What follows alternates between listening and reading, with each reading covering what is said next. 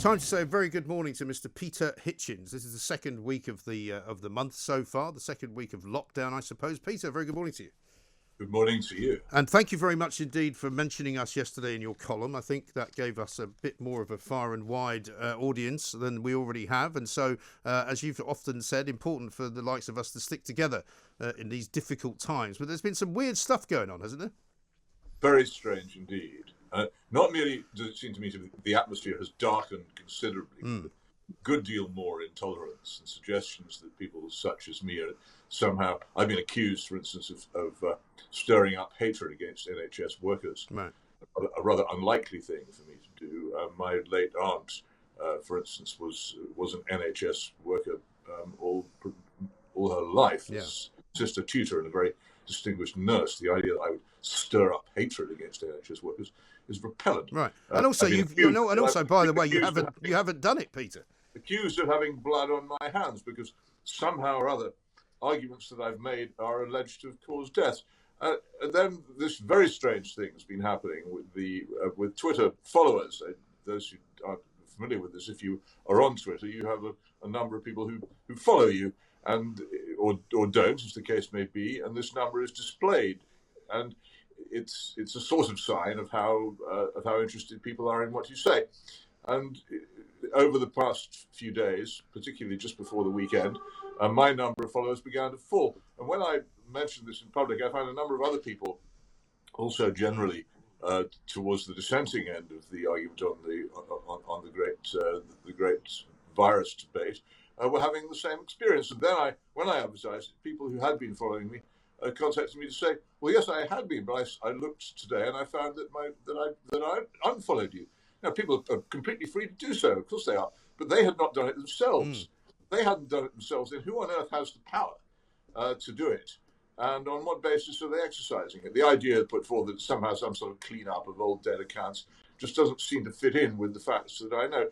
I just feel that there's a rapid narrowing. The other point about I think the government intervened on the side of talkRADIO when it turned out that YouTube had taken down large amounts of your stuff, and quite rightly, that was reinstated. But in the absence of that, an acquaintance of mine in Oxford, out of the kindness of his heart, or Jonathan Mayhew Price, put up on YouTube a recording of this conversation last week. And after 24 hours, it was taken down for supposedly violating community standards. He then put it up on Vimeo, and the same thing happened.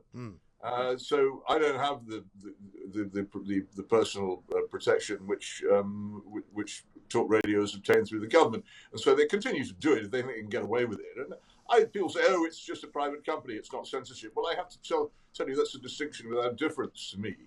If an independent view is prevented from reaching people, that is censorship, whoever does it. And I tire of this excuse making that people come up with. We are in an era, first of all, of menace to dissent, and secondly, of actual censorship, growing and uncontrolled, and in many cases quite popular. Yes. Well, this is what's interesting as well, because one, it's very difficult to find out why a particular conversation has somehow breached the so-called community guidelines, because it's not very clear what they are. But when you do read what they are, it's also very clear that what you and I have ever talked about has never breached those guidelines.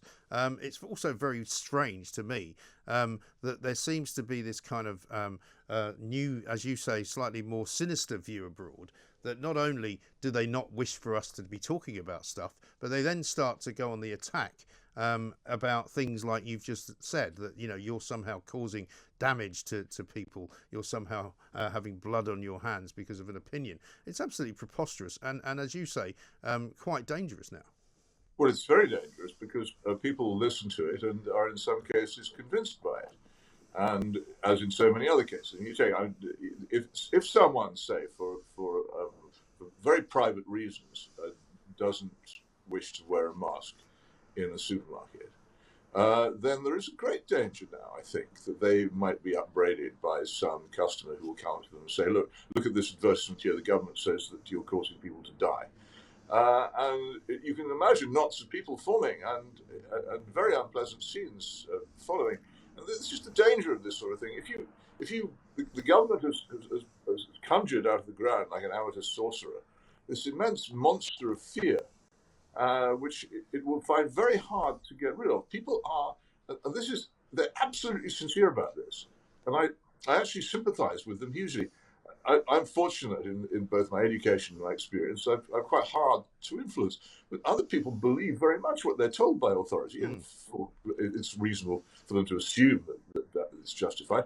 And very large numbers of people are genuinely terribly afraid of this virus in a way which verges on superstition and is completely impervious to any kind of reasoning if you ever try to do so, which I have once or twice tried to do. And I love arguing. But it's been obvious to me from very, very early on there's no point here, because it's not a reasoned position. It's come out of fear, and the origin of that fear has been the government fanning that fear, and that is the shocking thing. Yeah. The other thing we have to worry about here is this: the whole argument which we ought to be having about whether this shutdown of the economy and society actually works is not being had. So the even if it is working, which I frankly contest, there's no evidence for it. Even if it is working, whether it's justified under any sensible cost-benefit analysis is also not being had. The only argument that's being had is over whether people should be really, really frightened, and over whether people like you and me should shut up. And that's been the great change probably over the past couple of weeks. Yes. We used to be able to say, hang on a minute, is this justified? I can say, it's like, as I often do, it's like burning down your house to get rid of a wasp nest, because there was still an argument about whether the action was justified. That's all gone now. Now the only argument is whether you and I are entitled to speak and whether we should be shut up. But also, have you not something else in here as well, because I'm fascinated by it. I have never been a supporter of Donald Trump or a sympathizer of him in any ways, but a lot of the attack now on the supposed right wing, which I imagine I'm part of, is based on the appalling behaviour of Trump supporters in the Capitol building last week. Now, here's an interesting thing: two of the most as if the two things are related, right? Yeah, two of the most prominent figures in this country who have been arguing strongly for shutting down the economy at the beginning of the Trump era were very strong supporters of him, and were prepared to be seen with him and make a lot of them. And those two, and I'll say them here, is Michael Gove, the cabinet minister who I think has been arguing most fervently for shutdown, and Piers Morgan, who is the monarch of Good Morning Britain. And their associations with Donald Trump, whatever they may say about him now, seem to me to show an absence of judgment. If we're going to be attacked as a kind of collateral damage for the revolting behaviour of people storming at the Capitol building, then shouldn't people also be saying, hang on a minute, these prominent supporters of lockdown were themselves strongly associated with a very, very serious political misjudgment not all that long ago. Should we be taking their judgment seriously now?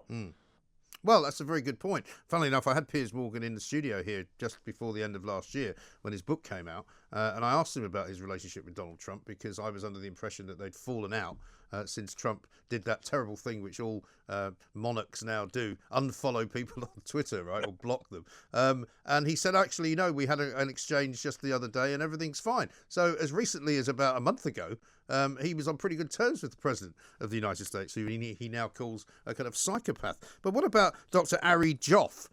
Because Peter, you will have seen this over the course of the weekend. A very esteemed paediatrician up in Canada, in Edmonton, works at the Stollery Children's Hospital. He's also clinical professor in the Department of Paediatrics at the University of Alberta. He said that there has been no cost-benefit analysis done on lockdowns, but he is now more convinced than ever that the damage that they cause far and away outweighs the good prevention that results. No, it's Arie Joff's piece in the Toronto Sun is an astonishing thing, not least because he says at the beginning that he was a supporter of lockdown, who is now absolutely not.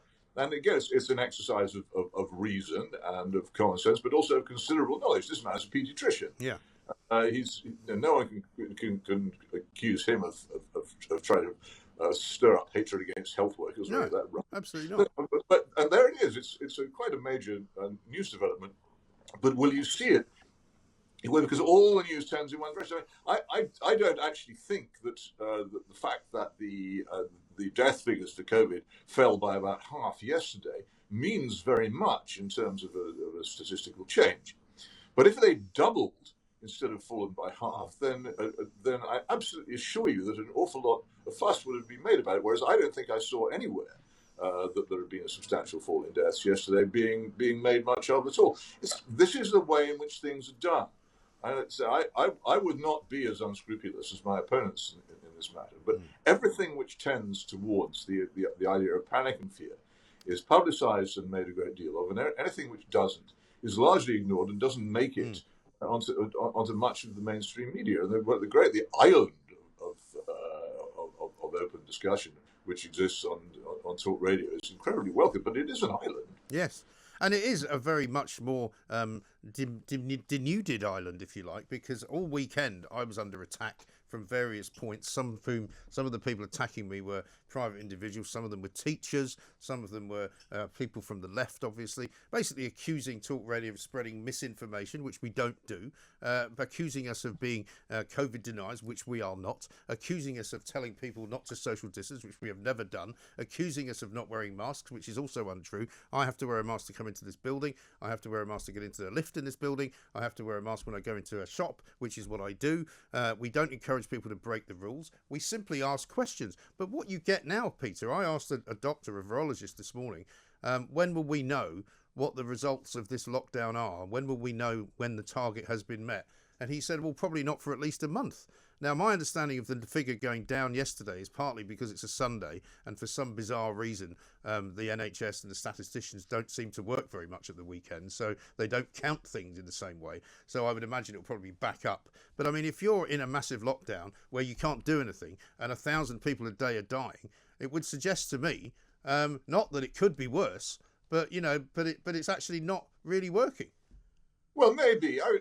Who can tell? If one thing happens after another, it doesn't mean it's caused by it anyway. No. But it's interesting he should use the term month, because it's been my contention since Carl Hennigan came up with the actual figures of deaths on the dates as they happen. And we learnt that the deaths had peaked on April the 12th in the spring outbreak.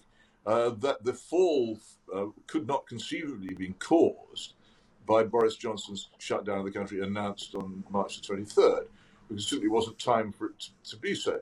I think generally it would be reasonable to say that the length of time between infection and death is going to be something in the region of 4 weeks, a month. There will obviously be occasions where it be less so, and that appears to be the way the evidence points. I think it's very, very difficult to tell whether this is working, but I can absolutely guarantee to you that if the positives rate falls, and if the death rate falls, and if the hospital occupancy falls, these things will be attributed to the shutdown without further discussion. And anybody who suggests that there is actually no necessary connection between the two will be bulldozed to one side. And then comes the inquiry. The inquiry of which it is quite possible that you and I will be called, not so much as witnesses, but as people to be blamed. The inquiry which will, I very much fear, conclude that the only failing of the government was not to have shut the country down sooner. Meanwhile, the little dribbles in. Heathrow Airport is practically dead. The airline industry has almost ceased to exist. Small businesses are dying all around us. Large businesses are suffering. People's true fate is being concealed from them by the payment of furlough payments, which is being done with fairy gold, for which we will pay for decades at a very high rate. And nobody is even paying any attention to the extraordinarily large downside. This morning on Radio 4's Today program, an extremely moving and disturbing interview with a woman who'd been diagnosed with cancer and been trying to get treatment for it, which of course is incredibly important that it's done quickly. This was a case of bowel cancer. And delay at every turn. And this is alarmingly common. And how can this conceivably be justified by people who claim that their principal concern is for life?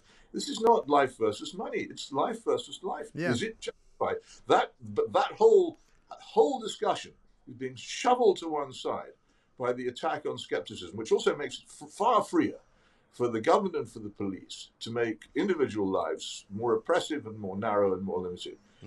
It's a complete, the two things march in step. If there's no dissent, the government and the police have more power over what we do. And the whole principle of English life, that everything was legal unless it was specifically banned by a law made by a free parliament, has been thrown in the bin. and it is gone. And now our freedom is doled out in small spoonfuls by the government if it feels like giving it. And you And hear we take it. And you hear more and more people having conversations, Peter, about what we're allowed to do. You know, can I go to this place? Can I go to that place? Can I drive the car for, 5 minutes in that direction, or is that too far? You know, it's extraordinary. Very McCarthy-esque, as you pointed out in your column. And this ridiculous advert with Chris Whitty, like the kind of, Grim Reaper, sitting there telling everybody to stay at home.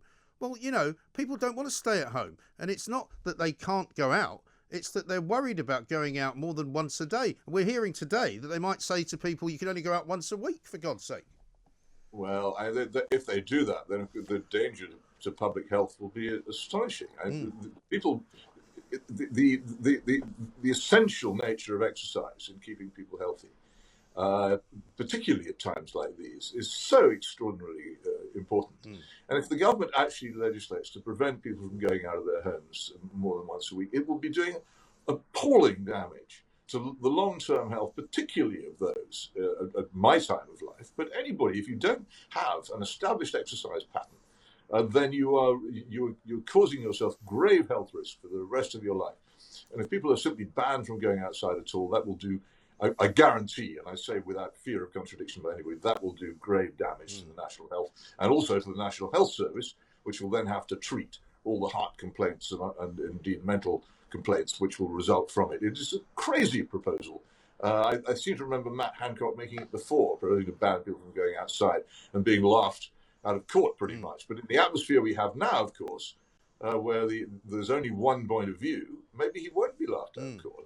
And maybe it will happen. Yeah. This is why opposition is so important. No country without an opposition can be governed well, because nobody is right all the time. Everything has to be questioned. Even if the policy is right, it will be better implemented. Of course. If opposition is heard and respected. Yes. I mean, it's like that scene, I don't know if you remember the Donald Sutherland movie, Invasion of the Body Snatchers, where people start pointing at each other, and sort of screaming in this very bad way. I mean, things have got so bad, I actually made beetroot soup last night. I'm going to go home and eat it today and consider myself to be sort of in my own gulag of my own making. Back to the bush. Yes, exactly right. Peter, great to talk to you. Thank you very much indeed. Peter Hitchens, Mail on Sunday columnist. We'll see him again same time next week. Fabulous to talk about having to be in some way questioning. At what point does anybody out there, and there are plenty of them, think that questioning government policy is somehow wrong? Is it somehow a bad idea? Well, I'm sorry. It's what we do. Because only by questioning do you get answers. And the answers might well be right. And the answers might well be a good justification for what they're doing. But I'm damned if I'm going to stop asking the question.